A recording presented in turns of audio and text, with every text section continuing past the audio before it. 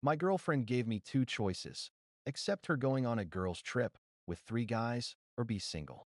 I chose option 3, showed her dad her texts, and helped pack her stuff. Here's what happened next. I'm not the jealous type. Or at least, I never used to be. My girlfriend, Sienna, and I had been together a little over a year. We were stable, not perfect, not doomed, just normal. She was 26, worked in marketing, had a loud group of friends, and loved traveling. I'm 29, an electrical engineer, introverted, and generally avoid drama like a plague. We had our rhythm, our routines, our good morning texts and late night ramen runs. She could be impulsive, I could be boring. It balanced out. Or so I thought. It started on a Thursday night, one of those evenings where nothing feels wrong, but something is slightly off. The kind of night where you sense a shift before you see it. She was pacing around the living room, phone in hand, chewing her lip. I assumed it was work. Maybe drama in her friend group. She gets restless when she's preparing to drop bad news. She doesn't like saying the words. She likes setting the stage so you fill in the blanks for her. Finally, she said, "Babe, I need to tell you something." I paused my game and looked up. "Okay, what's up?" She sat on the edge of the couch, too far away for comfort. "It's about the trip." "What trip?" She hesitated. "The girls' trip. The one in June?" I asked. "Yeah, cool. You already told me." "No," she said slowly. "This is the different one." I put the controller down. She inhaled like she was about to jump into freezing water. "It's next month. It's in Miami. It's me, Ava, and some other people." "What other people?" Her fingers tightened around her phone. "Some guys," she said quietly. I laughed a little, thinking she was joking. But she wasn't smiling. "Sienna." My voice dropped. "What guys?" She didn't answer immediately. Then she said, "3 guys. Friends of Ava." I blinked. "A girls' trip. With 3 guys." She exhaled sharply. "Babe, don't make it weird. It's just a trip. We're all sharing an Airbnb." "Oh, so just a co-ed vacation with strangers you've never mentioned," I said, trying hard not to sound angry. "Stop grilling me," she snapped. "They're cool. They're fun. They're harmless. They're just single." I cut in. She swallowed. "Yes. So what? So what?" I repeated, stunned. "You didn't think this was worth talking about before you booked it?" "I didn't book anything," she said, too fast. It was the kind of too fast that meant she was lying. "Sienna." She avoided eye contact. That's when something in me clicked. Not rage, not jealousy, just clarity. "Are you asking for permission?" I asked quietly. "Or are you telling me what you're doing?" She finally met my eyes. And then she delivered the line that ended our relationship. "You have two choices. Accept that I'm going on this trip, or be single." Just like that. An ultimatum. Cold. Sharp. Casual. Like she was talking about what restaurant we should eat at. I stared at her for a long moment. And then I felt something inside me harden. Not anger, but a sudden, surprising calm. "Okay," I said. She looked confused. "Okay, what?" "Option 3. She blinked. "What the hell is option 3? "We're done." The room went silent. "What?" "Babe, what are you doing?" "Exactly what you told me to," I said, standing up. "I'm choosing to be single." "You're being dramatic," she scoffed. "It's just a vacation." I walked past her and headed to our bedroom. She followed, voice rising with panic. "Why are you packing? Seriously? This is insane. We can talk about it." I turned to her and held up a hand. "Stop. Just stop. We're not doing this. You can't break up with me over a trip." "You issued an ultimatum," I said. "I accepted it." She shook her head, hair falling into her face. "You don't understand. It's not like that. They're just friends." I'd been calm up until that moment. Really calm. But that's when her phone buzzed. And without thinking, without hesitation, she flipped it over, face down. A reflex. A guilty one. And something in my brain whispered, "Look, I didn't. Not yet. Not then." Instead, I set my jaw and said, "Call your dad." She froze. "What? What?" "Because I'm not helping you pack your things," I said, grabbing her suitcase from the closet. "But he will." She laughed in disbelief. "You're joking." "No," I said. "Not even a little." She tried to yank the suitcase from my hand, but I didn't let go. "Sienna," I said calmly, "get your phone." She didn't move, didn't breathe.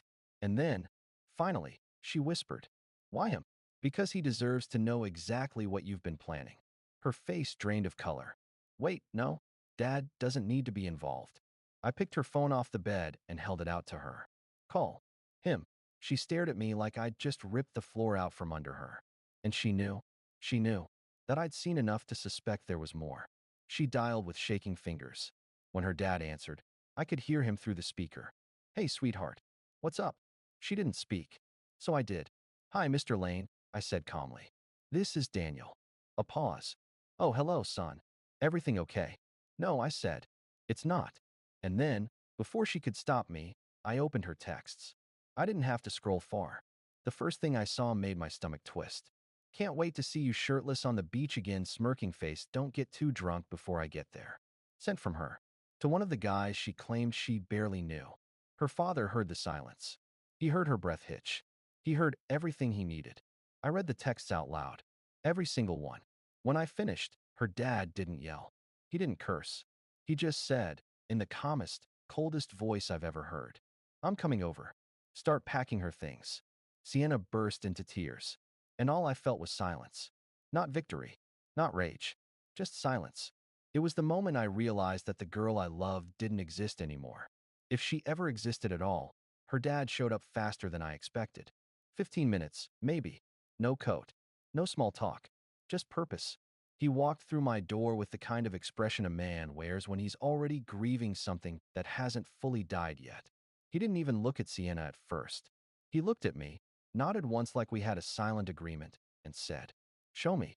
I handed him her phone. Sienna lunged for it, but he caught her wrist mid-motion. It wasn't forceful, just firm. Sienna, he said quietly, sit down. She collapsed onto the edge of the couch like her legs stopped working. He scrolled through the messages, jaw tightening with every line. Send a pic of your outfit, winking face. Ava says you'll share the big bed with us, right? Don't worry, I'll keep it our little secret. God, can't wait for Miami. We're gonna get you so drunk. And the one that made her father close his eyes. My boyfriend's being annoying. He'll get over it. When he finally looked up from the screen, his voice broke in a way I've never heard from a grown man. See, what were you thinking? She didn't answer. She just started crying harder, loud, messy, panicked. Dad, please. It's not what it looks like. I wasn't. I didn't. It was just flirting, okay? It meant nothing. He stared at her with the kind of disappointment that physically hurts to witness. You threatened your boyfriend with being single so you could go sleep in a house with 3 strange boys, he said. What part of that meant nothing? She sobbed into her hands. It wasn't like that. We weren't going to do anything. He raised the phone. I'll keep it our little secret. His voice cracked. What's secret, Sienna? She said nothing. Did nothing. Just cried. At one point she tried to walk toward me, reaching out like if she could just touch me she could fix this. Daniel, she whispered. Please, please, I'm begging you. I made a mistake. A stupid mistake. Please don't do this. I love you. I stepped back, not out of cruelty, but because something in me simply wouldn't let her close. You didn't make a mistake, I said quietly. You made a choice. She shook her head violently. No, no, that's not fair. You wanted to feel single, I said. You planned to act single. All I did was give you what you wanted. Her dad ran a hand over his face and exhaled. It sounded like defeat. Come on, he muttered to her. Let's get your things. She collapsed again. Dad, no, please. Sienna, he said, voice rising for the first time. You put yourself in this situation. Now you're going home with me. He helped me pack. Quiet. Efficient. Hands trembling every now and then. He folded her clothes while she cried. He unplugged her hairdryer while she begged me to talk to her. He zipped her suitcase while she apologized on repeat, like a skipping record. When everything was ready, he turned to her and said, Say goodbye. She looked at me like she was drowning. Please, she whispered. Please don't throw us away over this. I didn't raise my voice. I didn't cry. I didn't shake. I just said, there is no us. Her face broke. Her knees buckled. Her dad had to grab her arm to keep her upright. He looked at me one last time. Son, he said quietly, for what it's worth, you deserved better. I nodded. I know. He helped her out the door, her hands covering her face. Right before the door closed, I heard her choke out a single sentence. I can't believe he chose them over me. And her dad snapped. No, he chose respect over you. The door shut. Silence swallowed the apartment. I stood there in the empty hallway of my own life, surrounded by the ghost of a relationship that had already died long before I realized it. And for the first time since this started, I didn't feel hurt. Not even angry. I felt clean. But I had no idea the messages hadn't stopped. That there was a reason she spiraled straight into disaster. And that the real truth wouldn't come to me until days later. From someone I never expected to hear from. Update that I thought blocking her would bring peace. It didn't. Because people forget something important. Silence doesn't stop chaos. It just pushes it somewhere else. The next morning, her dad called me. Not Sienna. Not her friends.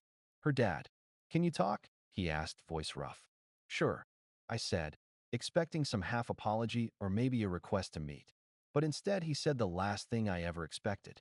I think you should know, she didn't go home. She ran off. My breath stopped. What do you mean, ran off?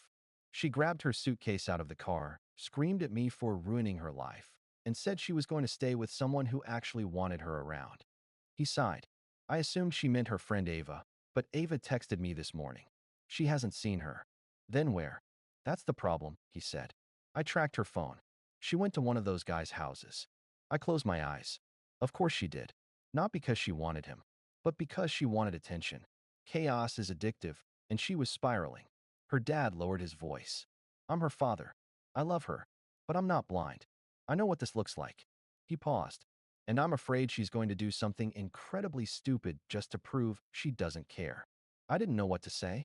I'm sorry, I muttered. But she made her choices. I know, he whispered. But she keeps saying your name. Over and over. Like if she can get you back, everything else will magically undo itself. I'm not responsible for saving her from her own decisions. You're right, he said softly. But I thought you should know where she is. We hung up. And for the next few hours, I tried. I really tried not to think about it. But around lunchtime, there was a knock on my door. Not a loud one. Not desperate. Just tired. I opened it expecting maybe a delivery. Instead, her dad was standing there, holding her suitcase. She asked him to drive her here, he said. He refused. So she walked 2 miles, crying the whole time. He nodded toward the staircase. She's sitting outside on the curb. Says she won't leave until you talk to her. My stomach twisted. Tell her to go home. I tried, he said. She won't budge. I looked past him through the window. And there she was, knees to her chest, face streaked, hair messy, hoodie too big for her. A person entirely held together by denial. She's not okay, her dad murmured. But she won't listen to me. Maybe she'll listen to you. I don't want to get back together with her. I know. That's not what I'm asking. He stepped back, letting me decide. Just talk to her. End it properly. For both your sakes. I swallowed hard. I didn't know her reconciliation. I didn't know her comfort. But I did owe myself closure. So I walked outside. She looked up when she heard my footsteps, eyes red, lips trembling. Daniel, she whispered. Please, please talk to me. I stood there, the cold air biting my skin, the weight of everything pressing down. Okay, I said. Talk. She inhaled sharply. What she said next changed the entire meaning of what happened. Final update. She didn't speak right away. She just sat there on the curb, pulling the sleeves of her hoodie over her hands like a kid trying to make herself small. Finally, she whispered, I didn't sleep with them. I didn't say you did, I replied. But you think I would. Sienna, you planned a trip with 3 guys who openly flirt with you. You hid it. You only told me when you'd already bought plane tickets. And then you gave me an ultimatum. I shrugged. What was I supposed to think? She squeezed her eyes shut, tears sliding down. I didn't go there to hook up, she choked.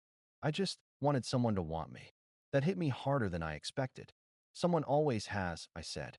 Me. I wanted you. I chose you every day. That wasn't enough, she suddenly snapped. You don't worship me. You don't chase me. You don't make me feel like I'm the center of your world. I'm not supposed to, I said quietly. That's not love. That's addiction. She covered her face. I didn't want you to leave, she whispered. I thought if I scared you, you'd prove you wanted me more. So you gambled our relationship to stroke your ego. She froze. I let the silence sit between us. Her dad stood off to the side, arms folded, jaw tight. He knew the truth too. Finally, she whispered. I messed up. Yeah, I said. You did. She looked at me like I had just stabbed her. But I wasn't being cruel. I was being honest for the first time. She swallowed. I can fix it. No, I said. You can't. Her lip trembled. I'm sorry. Please, give me one more chance. I love you. I shook my head. No, you don't. I met her eyes. You love attention. You love validation. You love being chased. You love being wanted. But you don't love me. Not the way I loved you. She started sobbing. Messy, gasping sobs that made her whole body shake. Her dad stepped forward, but I put a hand up. This is between us, I said. Then I crouched down to her level. You didn't lose me because you planned a trip with guys, I said. You lost me because you tried to control me with the threat of leaving. And when someone forces me to choose between their ego and my self-respect, I'll choose myself every time. She covered her mouth, crying harder. I don't want to be this person anymore, she whispered. Then don't be, I said. But I'm done being your crash pad whenever you blow up your own life. Her dad finally walked over and put a hand on her shoulder. Come on, he said gently. Let's go home. She didn't fight him. She didn't yell. She didn't beg again. She just looked at me with this hollow, devastated expression, the look of someone realizing an illusion had finally shattered. They walked away slowly. Her suitcase wheels scraped against the concrete. I didn't feel triumphant. I didn't feel vindicated. I felt free. Later that evening, her dad texted me. Thank you for being kind even when you were hurt. She'll be okay. And so will you. For the first time in months, I believed it.